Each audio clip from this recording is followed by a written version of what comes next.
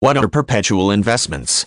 Perpetual investments are various types of securities that are not structured with any type of expiration or maturity date and have the potential to provide an ongoing stream of returns for as long as the investor owns the assets.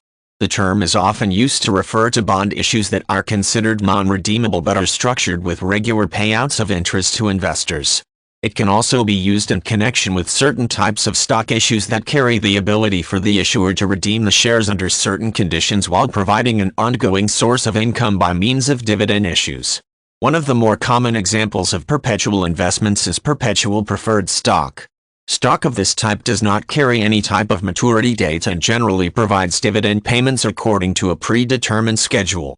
In some cases, the structure of the stocks allows the investor to opt for cumulative payments, meaning that instead of receiving a dividend payment each period, the investor can choose to allow the payments to accumulate over time, then be dispersed on a less frequent basis. For example, if the issuer would normally provide a dividend payment every 6 months, the investor may have the option to defer the payment and receive a cumulative dividend once per year. A certain class of bonds are also examples of perpetual investments.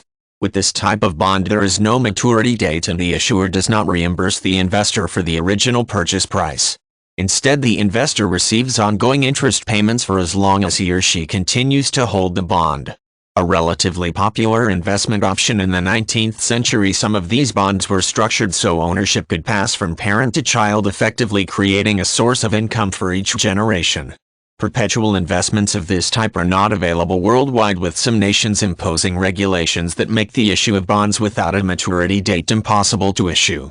While perpetual investments do have the drawback of not being able to redeem the assets, this is often offset by the continued stream of benefits in the form of dividends or interest payments.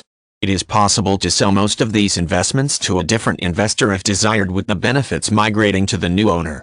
In many instances, perpetual investments are held for years or even decades before they are sold, providing a degree of financial security that is difficult to create using other methods.